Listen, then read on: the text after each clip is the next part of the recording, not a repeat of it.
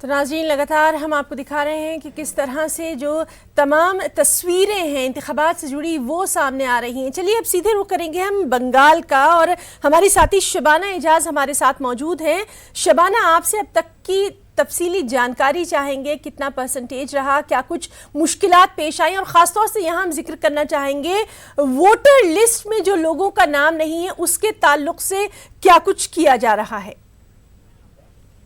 देखिए, अब तक जो आंकड़े आए हैं, जितना जो पोल परसेंटेज है वो 61% वोट जो है वो डाले जा चुके हैं, और उसमें 47% रायगंज, 47% दार्जिलिंग और बाकी जो है वो जलपाईगुड़ी में। सुबह जिस तरह से वोटिंग शुरू हुई थी इस वक्त से ही लग रहा था कि हालात जो है वो कुछ बिगड़ेंगे, क्योंकि जिस तरह से आप देखें कि कई इलाकों में जो है कई पोलिंग बूथों पर जो है वो जो वोटिंग मशीन थी, ईवीएम मशीन जो है वो खराब थी, और कुछ रायगंज में जो कांग्रेस की उम्मीदवार है दीपा दास मुंशी, जो सेंट्रल मिनिस्टर भी रही हैं, उन्होंने पहले वोटर के तौर पर जो है वो लाइन लगा कर खड़ी थी, लेकिन पता चला कि अंदर जो है वो वोटिंग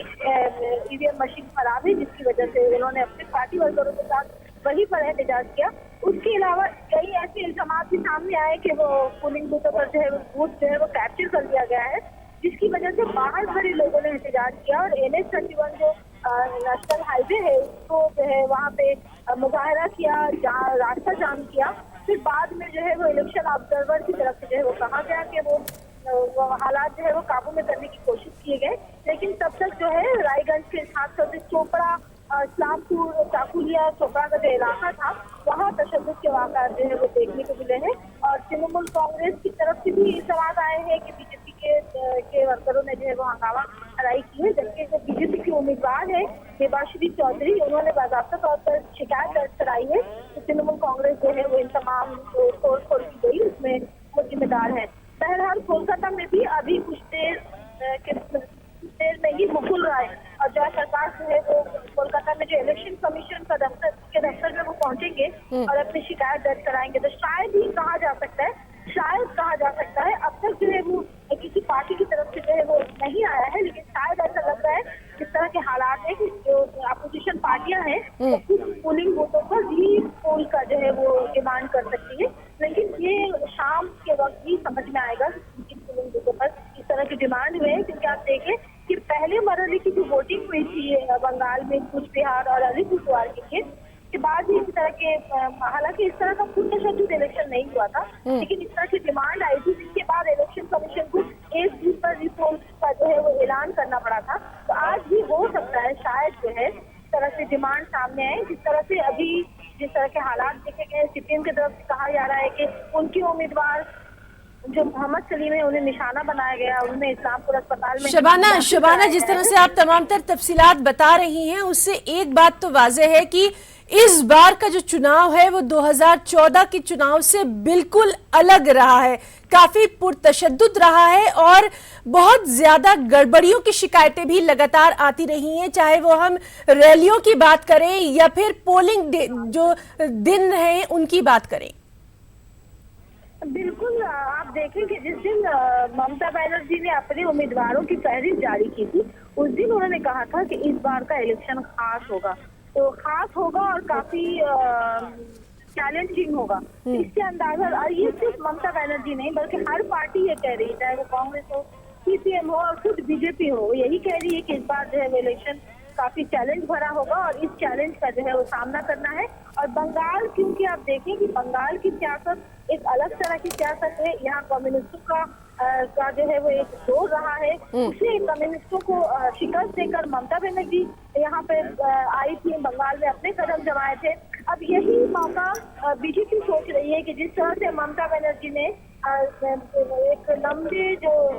कम्युनिस्टों की हुकूमत थी उसको जो है वो शिकस्त देकर कामयाबी हासिल की है, तो शायद हम भी ऐसा कर सकते हैं। और जिस तरह हाथ बने हैं तो ऐसा हर पार्टी यही चाह रही है कि वो जो है अपनी जमीन बंगाल में जो है वो मजबूत करे। इस चाहत में सिर्फ तृणमूल कांग्रेस और बीजेपी नहीं बल्कि कांग्रेस और CPM भी यही चाह रही है कि वो बंगाल में जो अपनी सियासी जो ताकत थी उसे फिर से मजबूत बनाने में कामयाबी हासिल करे। कौन इस पर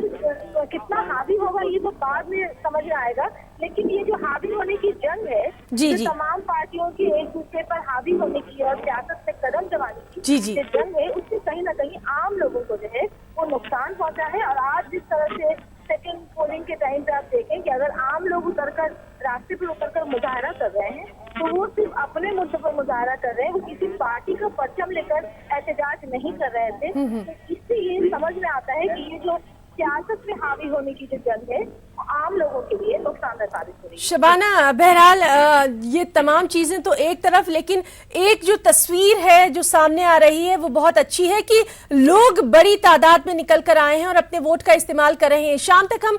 जो पोलिंग परसेंटेज है उसके बढ़ने की उम्मीद कर सकते हैं। बिल्कुल, आप देखें कि अगर इस तरह के हालात हुए हैं, पुरतशद्दुद हो रहा है इलेक्शन, उसके बावजूद अगर पुलिस बूथों के बाहर अगर लोगों की लंबी लाइनें नजर आ रही है और उन लाइनों में सिर्फ मर्द नहीं है बल्कि खवातीन भी हैं, नौजवान भी हैं, जो न्यू वोटर है वो भी है, और वो भी अपने देश के लिए बहुत कुछ जो है वो बहुत कुछ बातों को, बहुत कुछ मुद्दों को, बहुत कुछ सोच को जो है वो सामने लेकर वोट डालने जा रहा है कि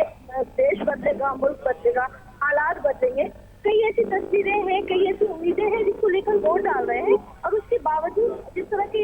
हालात हुए उसके बावजूद अगर 61% वोटिंग होती है बंगाल में, और जिस तरह से सुबह की आप तस्वीरें देखें कि लोग बाहर लाइन लगा कर खड़े हैं, जब ये कहा गया कि अभी तक इलेक्शन शुरू भी नहीं हुआ, कई जगहों पर ईवीएम जो है वो काम नहीं कर रहा था, उसके बावजूद लोग बाहर खड़े थे और लोग बाहर खड़े थे, उन्हें वोट डालने का मौका नहीं मिल रहा था, जिसकी वजह से लोग एहतजाज कर रहे हैं।